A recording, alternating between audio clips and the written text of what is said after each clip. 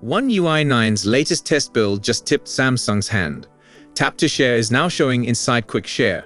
Bixby is getting fresh home screen widgets, the Quick Panel is being reshaped again, and there's a new warranty and care hub that looks like Samsung's trying to centralize support across every Galaxy device you own. None of this is official yet, but the key change is this. The firmware is finally starting to match the leaks, feature for feature, in ways we can actually point to. One UI 8.5 is rolling out and expanding, but Samsung's already deep in One UI 9 development behind the scenes. The current expectation is an Android 17-based One UI 9 debut this summer on the Galaxy Z Fold 8, the Z Flip 8, and the Z Wide Fold, with a beta likely landing on the Galaxy S26 series first. Now the big questions are the same ones you're probably already asking. What's actually changing in One UI 9, which Galaxy phones and tablets are likely to get it? And how fast will Samsung move once it launches? First, why these new builds matter at all. About a month ago, the first One UI 9 firmware for the S26 series popped up on Samsung servers. It was real, but it was early and honestly, it didn't say much. Feature changes were thin, and the bigger issue was that it wasn't even Android 17 yet. It was still based on Android 16, which made it feel like a placeholder branch. One UI 9 in name, not in substance. That's where the newer test firmware changes the conversation. The latest S26 builds floating around are now Android 17 based, and once Android 17 shows up, the menu entries, UI surfaces, and system apps start exposing what Samsung's actively working on. This is the stage where rumor turns into okay, they're building it. So feature number 1, Tap to Share. Earlier builds hinted at it through references, but now it's apparently visible inside Quick Share on the newest firmware. The concept is straightforward. Bring two devices close, tap, and the transfer process kicks off for photos, videos, documents, and whatever files you're moving. The interesting rumor detail is the hardware interaction on the S26 lineup. There's chatter that you can tap the top edge of the phone as well as the back, because all three S26 models are said to have an FC antenna placement that supports both positions. That sounds small, but it's the difference between a feature you use daily and a feature you try twice, fail once, and forget about. If Samsung makes Tap to Share forgiving, it actually has a shot at being the default sharing behavior for normal people, not just enthusiasts. Next, Bixby widgets are back in the spotlight. Yes, Bixby. The new One UI 9 builds suggest Samsung is adding dedicated home screen widgets that put Bixby actions one tap away. The simplest versions look like they're built for speed. A microphone shortcut to speak a command, and a keyboard shortcut to type a request if you don't want to talk out loud. There's also a larger 4x2 style widget with a full text input bar, plus a mic icon right next to it. This isn't Samsung randomly tossing widgets into the mix. It reads like intent. The message is Bixby shouldn't be buried, and Samsung wanted to feel like a real assistant surface that's always available. It also lines up with Samsung's broader push, more on-device actions, more automation, and more assistant everywhere, especially as Galaxy A continues expanding. Even if you don't care about Bixby, the widget move matters because it's Samsung choosing to spend UI real estate on it. Now the one that sounds boring until you need it. Warranty and care. In the newest builds, there's a new warranty and care menu showing up inside settings. And the best way to describe it is a central support hub, warranty status, repair info, diagnostic tools, and options that look like they could include remote assistance. Bixby integration shows up here too, which implies you might be able to say what's wrong and get routed to the right support path without digging through Samsung members, settings, and random help pages.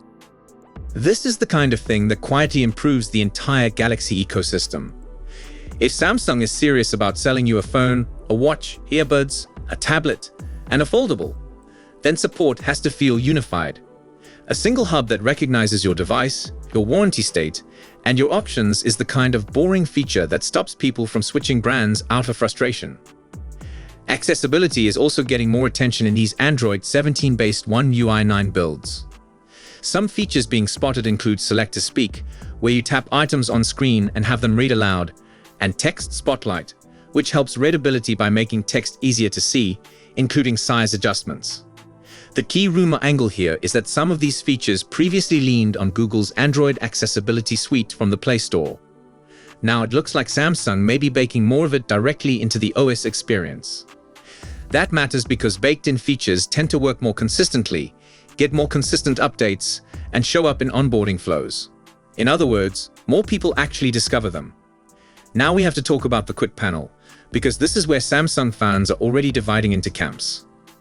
Earlier One UI 9 builds increased the size of the volume and brightness controls. Newer builds push it further. Bigger controls, chunkier targets, and an overall design trend that looks like it's prioritizing one-handed reach and accessibility over a compact, information-dense layout. Some people will love this immediately because it's easier to hit. Some people will hate it because it makes the panel feel heavier and less elegant. And that's before we get to the bigger rumor. One UI 9 may decouple toggles from sliders. Here's the context. Since One UI 7, Samsung has kept evolving quick settings into a structured layout with tiles, cards, expandable cards, and sliders in a predictable arrangement.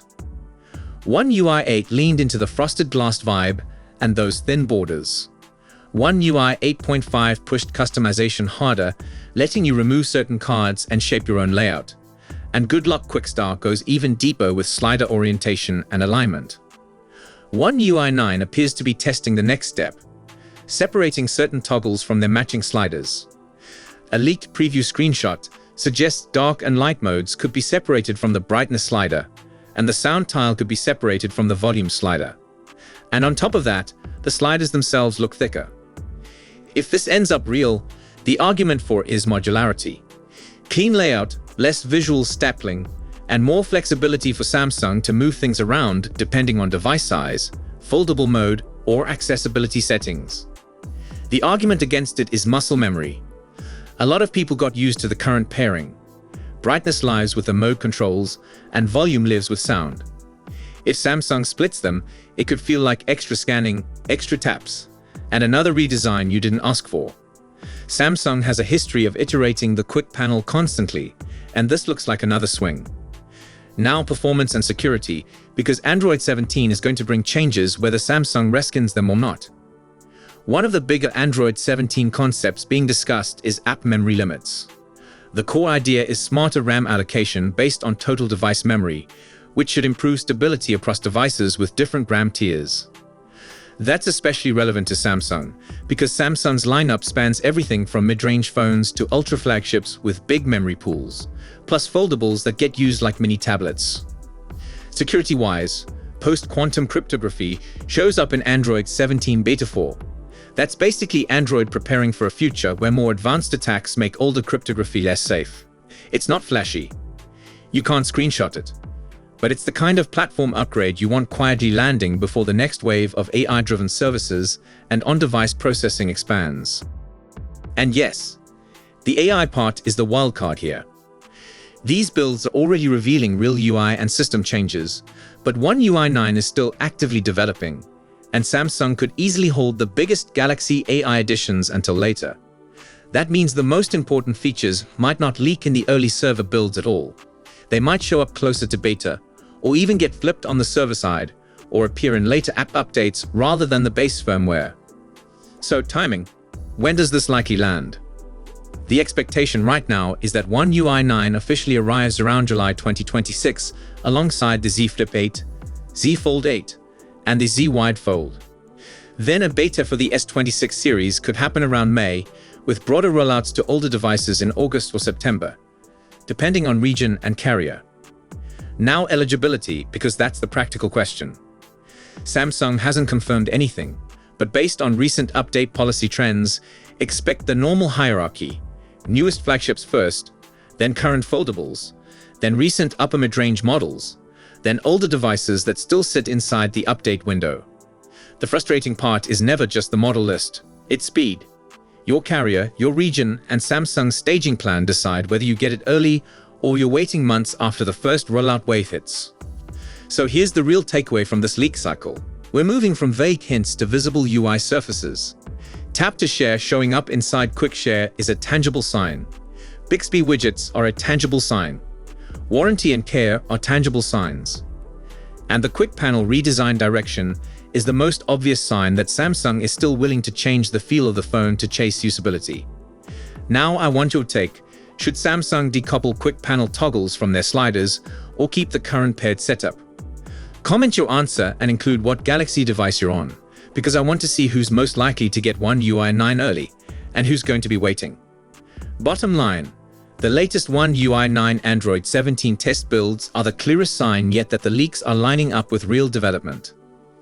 Tap to Share looks like it's graduating from references to reality. Bixby is being pushed back onto the home screen with widgets. Samsung's support experience is being centralized with warranty and care. And the Quick Panel might be heading into its biggest layout shift since the One UI 7 redesign. As the next builds drop, the big thing to watch is whether Samsung starts quietly sliding in Galaxy A changes, because that's where One UI 9 could still have its biggest surprises. So let me know in the comments section below. Thank you for watching. I look forward to seeing you in the upcoming video. Goodbye.